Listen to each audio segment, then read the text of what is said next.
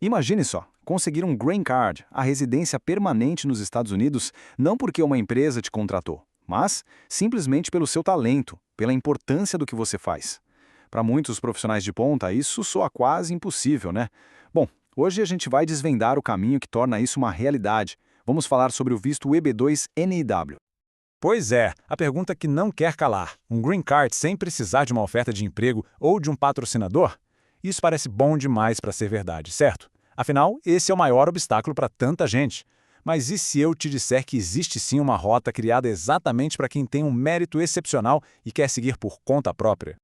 E essa rota tem nome, é o EB2 National Interest Waiver, ou como todo mundo chama, NIW.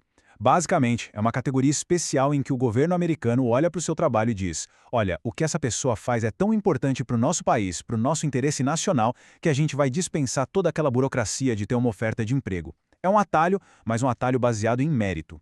E aqui a gente vê a diferença na prática. O caminho tradicional do Web2 te amarra a um único empregador, a um único projeto. Já o NW, o NW te dá liberdade. É possível fazer a petição por conta própria sem depender de ninguém. Dá para mudar de emprego no meio do caminho e, o mais importante, é simplesmente perfeito para empreendedores, para pesquisadores, para quem não se encaixa naquele modelo tradicional de contratação. Ok, mas como é que os Estados Unidos decidem o que é de interesse nacional? Quem merece essa dispensa? Bom, tudo se resume a um padrão legal que foi definido num caso super importante chamado Matter of Danassar. É ele que dita as regras do jogo. Vamos entender como isso funciona. O caso Danassar criou o que a gente chama de teste de 3 etapas, ou Three-Prong Test. Pensa nisso como a espinha dorsal de qualquer pedido de NIW. Não tem como fugir. Para ser aprovado, é preciso passar em cada um desses 3 critérios. Vamos mergulhar em cada um deles. O primeiro ponto foca totalmente no seu projeto, no seu trabalho. Ele precisa ter o que eles chamam de mérito substancial e importância nacional. Não basta ser bom no que faz, entende? O projeto tem que ter um valor real para os Estados Unidos, seja na ciência, na tecnologia, na saúde, nos negócios. E a chave aqui é essa ideia de importância nacional, que pode ser um pouco confusa. E olha que interessante essa citação que vem direto do Manual da Imigração Americana. Importância nacional se refere a implicações amplas, não necessariamente a um alcance geográfico. O que isso quer dizer na prática? Que um projeto local numa cidadezinha pode sim ter importância nacional. Se um médico cria um sistema de saúde para uma área rural que pode ser replicado no país inteiro, pronto, o foco é no potencial de impacto, não no mapa. Beleza? Se o primeiro ponto era sobre o que, o segundo é sobre quem. Agora o foco é em você. Você está bem posicionado para levar esse projeto adiante? Você tem a formação, as habilidades, a experiência para fazer acontecer? E é aqui que entram suas credenciais, seus diplomas, artigos publicados, patentes, prêmios, projetos que já saíram do papel, tudo que prova que você é a pessoa certa para essa missão. E chegamos ao terceiro e último ponto, que é quase uma conclusão. O oficial de imigração coloca tudo na balança e pensa: ok, considerando a importância desse trabalho e a capacidade dessa pessoa, vale a pena para os Estados Unidos abrir uma exceção e dispensar a regra da oferta de emprego? Para um empreendedor que está criando sua própria empresa, por exemplo, a resposta é quase óbvia. Como ele poderia ter uma oferta de emprego se ele é o próprio empregador? Com essas regras do teste Danassar ficando mais claras, muita gente começou a se perguntar: peraí, será que eu mesmo consigo preparar meu processo? Isso deu início a um movimento enorme, principalmente entre os brasileiros, o da autopetição, ou self-petition. E a motivação principal, claro, é o custo. Dá uma olhada nessa tabela. A economia com honorários de advogados pode passar fácil dos 10, 15 até 20 mil dólares. É muito dinheiro. Isso, sem dúvida, tornou o Green Card mais acessível para muito mais gente. Só que essa autonomia toda veio com um risco bem grande.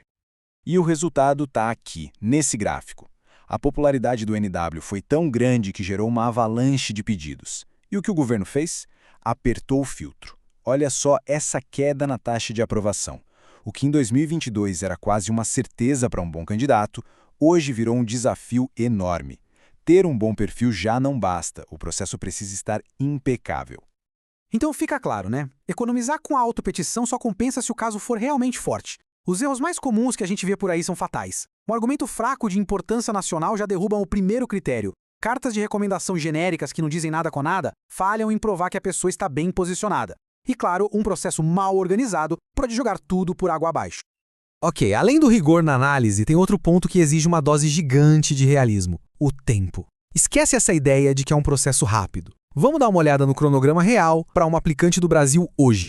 A jornada é longa e tem várias fases. Depois de preparar tudo e ter a petição inicial aprovada, vem um grande gargalo hoje, a fila de espera. Isso mesmo. Mesmo com o sim da imigração, os brasileiros hoje enfrentam um backlog, uma espera de 2 a 3 anos só para ter um número de visto disponível. Essa é a parte que mais testa a paciência de qualquer um.